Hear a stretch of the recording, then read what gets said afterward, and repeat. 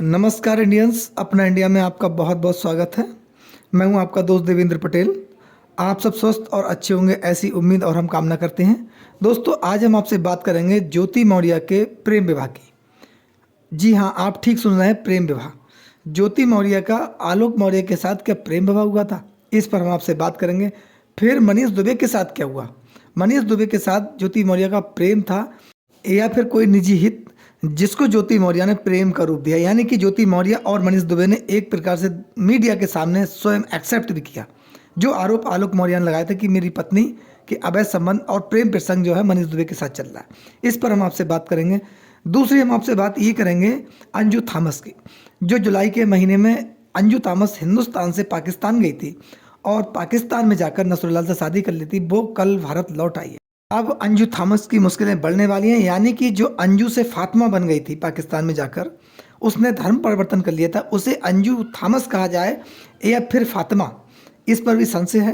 बात यह कि अंजू थॉमस ने पाकिस्तान से इंडिया की मीडिया और अपने पति नसरुल्लाह को धमकाया था। इस पर उसके अगेंस्ट हिंदुस्तान में एफआईआर दर्ज है। यानी कि अंजू थॉमस को अब कानूनी जंग का सामना करना पड़ेगा। यहाँ की तमाम जांच एजेंसियाँ जो अंजू थॉमस से पूछताछ करेंगी उसका सामना करना पड़ेगा। यानी कि अंजू थॉमस की अब मुश्किलें बढ़ेंगी या वो आसानी से हिंदुस्तान आने के बाद वापस पाकिस्तान लौट जाएगी, इस पर हम आपसे चर्चा करेंगे। लेकिन दोस्तों, हम आपसे पहले चर्चा करेंगे ज्योति मौर्य की। वही पीसीएस अधिकारी ज्योति मौर्य, जिन पर अवैध संबंध, अवैध प्रेम प्रसंग के आरोप उनके स्वयं पति ने ही लगाए थे और ज्योति मौर्य ने स्वयं ही मीडिया के समक्ष आकर अपनी बात प्रेम प्रसंग की मनीष दुबे के साथ स्वीकार की थी और उसमें मनीष दुबे ने भी स्वीकार की थी जो कि आरोप आलोक मौर्य ने लगाए थे। इस पर हम आपसे चर्चा करेंगे क्योंकि दोस्तों, ज्योति मौर्य एक शादीशुदा महिला हैं और वह एक पीसीएस अधिकारी हैं। उनके 2 बच्चे हैं। ऐसे में किसी महिला का प्रेम प्रसंग करना और उस पर प्रेम प्रसंग, अवैध संबंध के आरोप लगाए जाना, वो भी स्वयं पति के द्वारा, ये गंभीर विचारणीय विषय है।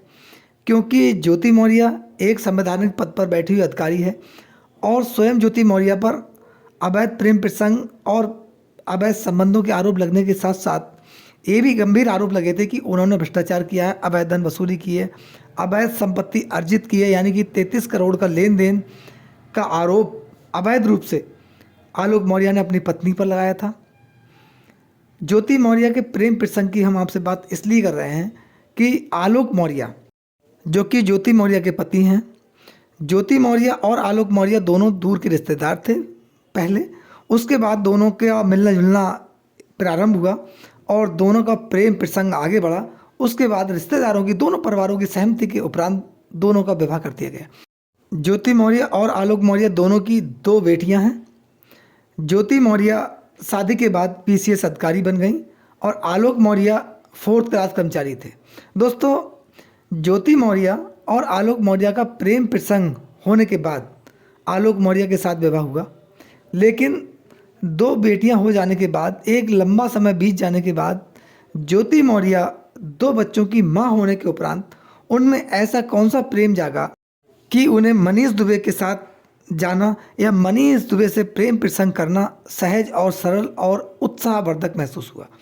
उत्साहवर्धक दोस्तों इसलिए कह रहा हूँ कि ज्योति मौर्य पर ऑलरेडी बहुत वजन है, क्योंकि उनकी 2 बेटियां हैं, 2 परिवारों का वजन, उनके मायके पक्ष का और अपने ससुराल पक्ष का, उसके बाद पति, उसके बाद एक पीसीएस अधिकारी।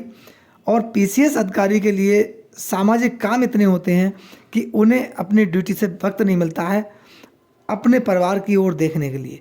लेकिन ऐसे में ज्योति मौर्य का प्रेम प्रसंग करना, क्या ज्योति मौर्य ने अपने प्रेम प्रसंग के चलते अपने पद का निर्वहन ठीक से किया होगा या फिर वो एक अच्छी माँ साबित हो सकी होंगी, क्योंकि बच्चों की देखरेख करने में ही अधिकांश परिवार के लोगों का समय काफ़ी निकल जाता है, अपने लिए समय नहीं दे पाते हैं।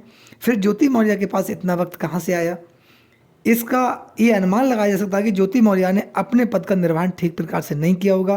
केवल ज्योति मौर्य को अपने पद को केवल अपने स्वार्थ के लिए यूज़ करना या अपने निजी हित साधना, इसके चलते ही केवल एक ड्यूटी भावना की दृष्टि से ज्योति मौर्य ने अपनी नौकरी की होगी। इससे ये अनुमान लगाया जा सकता है, क्योंकि उधर मनीष दुबे की पत्नी तनु पाराशर ज्योति मौर्य के चलते कहीं ना कहीं अलग हुई, उन्हें परेशानी हुई, पीड़ा हुई और मनीष दुबे ने अपनी पत्नी को छोड़ा। जबकि तनु पाराशर का कहना है कि मेरी शादी से पूर्व मनीष दुबे भी 2 बार शादियां और कर चुके थे। उनका तो इतिहास बहुत लंबा है, फेहरिस्त बहुत लंबी है आरोपों की। मनीष दुबे पर बहुत गंभीर आरोप लगे हुए हैं। लेकिन हम आपसे ज्योति मौर्य की बात करते हैं। एक वह अधिकारी जो संवैधानिक पद पर बैठा हुआ हो, जो समाज के लिए आइकॉन हो, और वो उस प्रकार का कृत्य करे जिससे समाज को बहुत बड़ी ठेस पहुँचे, यानी कि हमारी संस्कृति है उसको धब्बा लगने का काम हो, तो ये असहनीय बात है।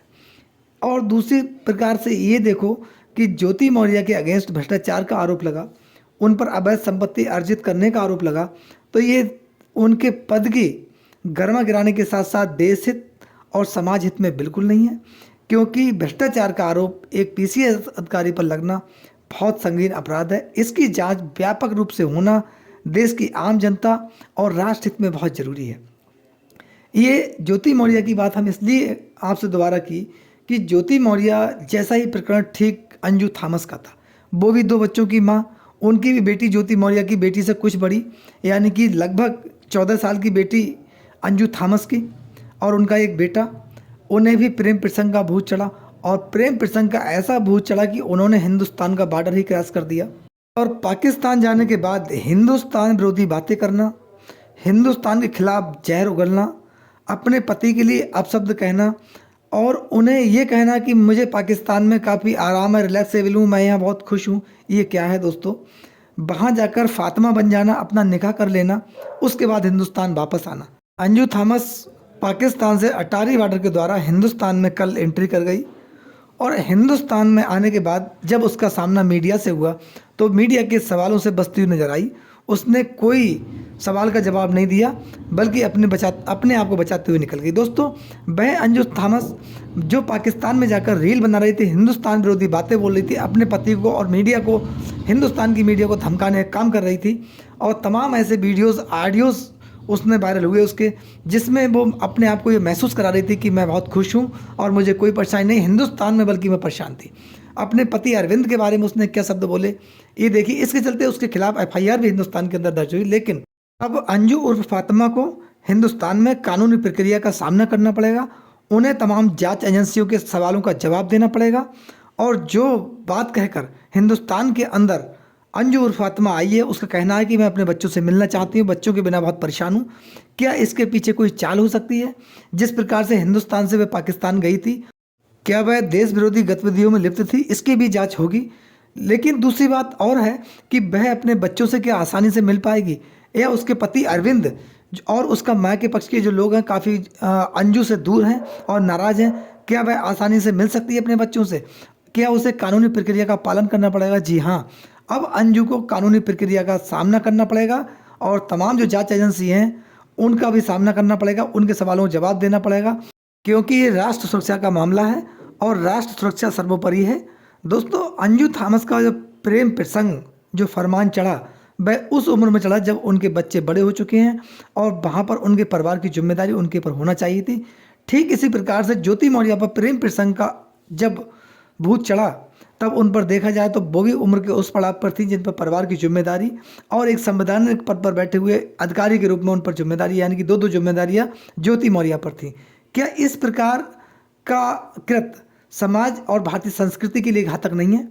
इस पर हम आपसे राय चाहते हैं। आपकी राय क्या है? अपनी राय हमें कमेंट्स बॉक्स में जरूर दें। नमस्कार, जय हिंद, जय भारत, धन्यवाद।